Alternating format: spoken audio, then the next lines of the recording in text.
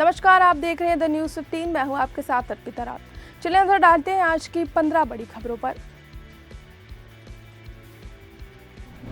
संसद के शीतकालीन सत्र के दौरान राज्यसभा में कांग्रेस नेता अभिषेक मनु सिंघवी को अलॉटेड सीट पर नोटों की गड्डी मिलने से सदन में जबरदस्त हंगामा हो गया। राज्यसभा की कार्रवाई शुरू होने के बाद उपराष्ट्रपति और सभापति जगदीप धनखड़ ने जानकारी दी। सभापति ने बताया कि गुरुवार को सदन की कार्रवाई स्थगित होने के बाद सुरक्षा अधिकारियों ने हमें जानकारी दी थी कि सीट नंबर 222 से कैश मिला है। ये सीट तेलंगाना से सांसद अभिषेक मनु सिंघवी को अलॉटेड की गई है। इस मामले में नियमों के मुताबिक जांच होनी चाहिए और ये हो रही है। सभापति ने जैसे ही नोट मिलने की बात कही, विपक्षी सांसदों ने हंगामा शुरू कर दिया।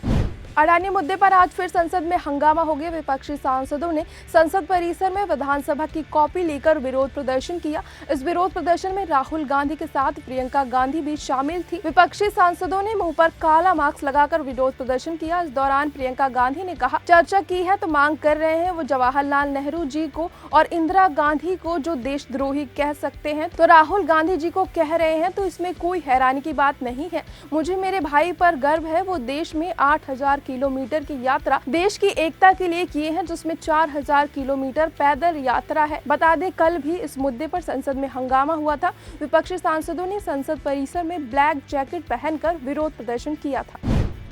पंजाब हरियाणा के संभू बॉर्डर पर पुलिस की कार्रवाई के बाद किसान संगठनों ने दिल्ली कूच वापस ले लिया। किसान नेता सरवर पंथेर ने किसानों को वापस बुलाने का ऐलान किया।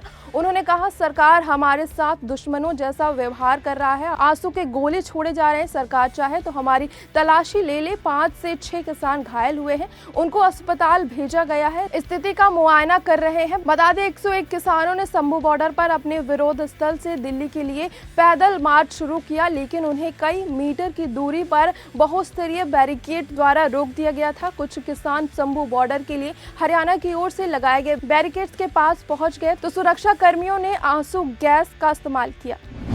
प्रधानमंत्री नरेंद्र मोदी ने आज भारत मंडपम में अष्टलक्ष्मी महोत्सव का उद्घाटन किया। पीएम मोदी ने सोशल मीडिया एक्स पर इससे संबंधित पोस्ट करते हुए लिखा, अष्टलक्ष्मी महोत्सव पूर्व के राज्यों की जीवन संस्कृति का प्रतीक है। उन्होंने कहा, इस क्षेत्र से जुड़ी निवेश, मार्शल पर्यटक, कपड़ा, हस्तशिल्प और अन्य क्षेत्रों और आर्थिक गतिविधियों को बढ़ावा देने पर भी ध्यान केंद्रित किया जाएगा। बता दें, पहली बार मनाया जा रहा ये 3 दिवसीय सांस्कृतिक उत्सव 8 दिसंबर से आयोजित किया जाएगा। इस समारोह में नॉर्थ भारत की विशाल सांस्कृतिक झलक देखने को मिलेगी, जिसमें पारंपरिक कला, शिल्प, सांस्कृतिक प्रथाओं की एक श्रृंखला भी शामिल की गई है।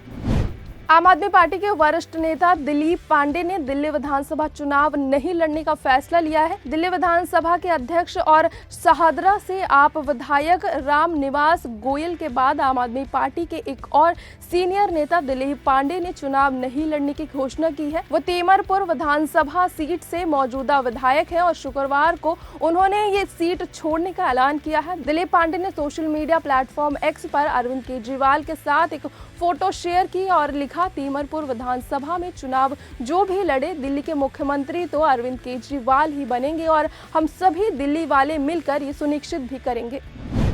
दिल्ली विधानसभा चुनाव से पहले आम आदमी पार्टी के राष्ट्रीय संयोजक अरविंद केजरीवाल ने बीजेपी पर आरोप लगाया है कि बड़ी संख्या में मतदाताओं के नाम दिल्ली के मतदाता सूची से हटा दिए गए हैं। एक प्रेस कॉन्फ्रेंस में अरविंद केजरीवाल ने बताया कि बीजेपी ने चुनाव आयोग में आवेदन दायर कर शहदरा, जनकपुरी, लक्ष्मी नगर और अन्य क्षेत्रों में हजारों मतदाताओं के नाम हटाने की कोशिश की है। केजरीवाल ने कहा, बीजेपी ने शहदरा क्षेत्र में 1118 मतदाताओं के नाम हटाने का आवेदन किया है। उन्होंने कहा, जब इन नामों में 500 नामों की छानबीन की गई तो पता चला कि 45% लोग अभी भी वहां रह रहे हैं, लेकिन उनके नाम वोटर लिस्ट से हटा दिए गए हैं।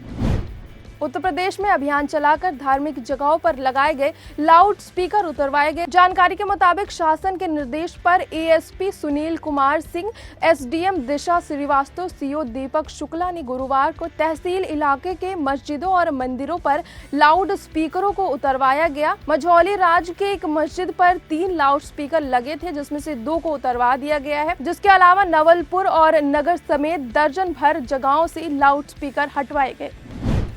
दिल्ली विधानसभा चुनाव से पहले बीजेपी को बड़ा झटका लगा है। बीजेपी नेता सुरेंद्र पाल सिंह बिट्टू आम आदमी पार्टी में शामिल हो गए हैं। मनीष सिसोदिया ने उन्हें पार्टी की सदस्यता दिलाई। बता दें कि सुरेंद्र पाल सिंह 2 बार के विधायक हैं। जानकारी के मुताबिक सुरेंद्र पाल सिंह बिट्टू तीमरपुर से चुनाव लड़ सकते हैं। चुनाव के मद्देनजर एक के बाद एक नेता आप में शामिल हो रहे हैं।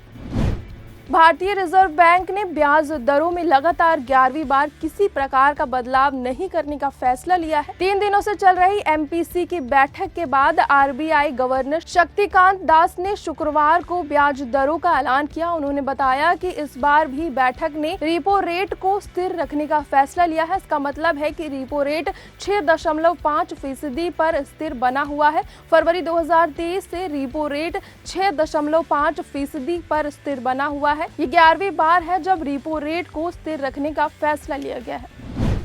उत्तर प्रदेश के मुख्यमंत्री योगी आदित्यनाथ ने यहियागंज गुरुद्वारा में गुरु परंपरा के नवम गुरु श्री तेज बहादुर सिंह जी महाराज के बलिदान दिवस पर उन्हें श्रद्धांजलि दी। इस दौरान सीएम योगी ने उनके बलिदान और स्मृतियों को नमन करते हुए कहा, सिख पंथ के अनुयायियों ने अपनी साधना और समर्थ से अपने कैंप के साथ साथ पूरे देश को और पूरे सनातन धर्म को न केवल सुरक्षा प्रदान की बल्कि एक लंबे समय के लिए उन्हें अभय भी प्रदान किया। उन्होंने कहा कि गुरु तेज बहादुर जी महाराज ने उस समय काशी को बचाया था जब वहां के सनातन धर्मावलंबियों को विदेशी आक्रांतों द्वारा धर्म परिवर्तन करने का आदेश मिला था।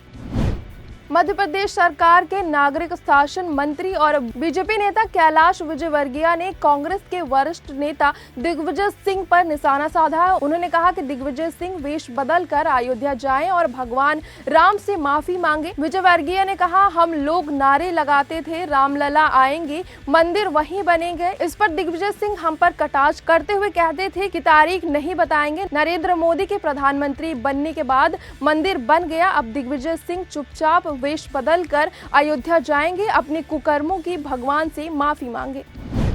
अल्लू अर्जुन की फिल्म पुष्पा 2 ने दुनिया भर में शानदार ओपनिंग कर धमाका कर दिया है। भारत में फिल्म ने 175 करोड़ रुपए से ज्यादा की कमाई कर ली है, जो अब तक की सबसे बड़ी ओपनिंग बन गई है। इसके अलावा पुष्पा 2 ने शाहरुख खान की जवान को पिछाड़कर हिंदी में पहले दिन अब तक की सबसे ज्यादा कलेक्शन करने वाली मूवी की लिस्ट में शामिल हो गई है। अल्लू अर्जुन की ये फिल्म अब बॉक्स ऑफिस पर ओपनिंग करने वाली भारत की सबसे बड़ी फिल्म बन गई है। फिल्म ने पहले ही दिन एस.एस. राजमौली की सुपरहिट फिल्म आरआर की जगह लेते हुए 175 करोड़ रुपए से अधिक की कमाई कर ली है। भारतीय टीम एडिलाइड ओवल में खेले जा रहे दूसरे टेस्ट मैच की पहली पारी में बड़ा स्कोर नहीं कर सकी। टीम इंडिया महज 180 रन पर सिमट गई। रोहित शर्मा ने इस मैच में टॉस जीतकर पहले बल्लेबाजी करने का फैसला लिया, लेकिन टीम 180 रन ही बना सकी। नीतीश रेड्डी ने 42 रन बनाए। मिचेल का टेस्ट में एक पारी में ये अच्छी परफॉर्मेंस रही। उन्होंने 14.1 ओवर में 48 रन देकर 6 विकेट लिए। स्टार्क ने टेस्ट में पहली बार भारत के खिलाफ 5 या उससे अधिक विकेट चटकाए हैं। भारत और बांग्लादेश के बीच रिश्ते लगातार खराब हो रहे हैं। इसी बीच बांग्लादेश ने कोलकाता और त्रिपुरा से अपने 2 डिप्लोमेट्स को वापस बुला लिया है। अगरतला में 2 दिसंबर को बांग्लादेशी हाईकमान में तोड़फोड़ की घटना हुई थी। इसके अलावा कोलकाता में भी डिप्टी हाईकमान के बाहर विरोध प्रदर्शन हुए थे। कोलकाता में बांग्लादेश के acting deputy high commissioner Mohammad Ashraf Rahman Dhaka गए। यहाँ उन्होंने बांग्लादेशी सरकार के फॉरेन एडवाइजर से मुलाकात की थी। उन्होंने यहाँ पर अगरतला में हुए हमले और ताजा हालात की जानकारी दी थी। सीरिया में बीते 27 नवंबर से सेना और विद्रोहियों के बीच चल रहे संघर्ष में सेना को एक और बड़ा झटका लगा है। विद्रोही समूह ने हामा पर भी कब्जा कर लिया है, जिसके बाद विद्रोही समूह ने कब्जे में अब सीरिया के कुल 4 शहर ले लिए हैं। हामा शहर पर कब्जे के दौरान विद्रोहियों ने सीरिया के राष्ट्रपति के पिता की मूर्ति भी तोड़ डाली। इस बीच सीरिया सेना में हामा शहर को खाली करा दिया है। सेना के अनुसार उसने आम लोगों की जान बचाने के चलते ये कदम उठाया है। तो ये थी आज की 15 बड़ी खबरें। इस तरह की खबरों के लिए हमारे साथ जुड़े रहें और देखते रहें द न्यूज़ 15।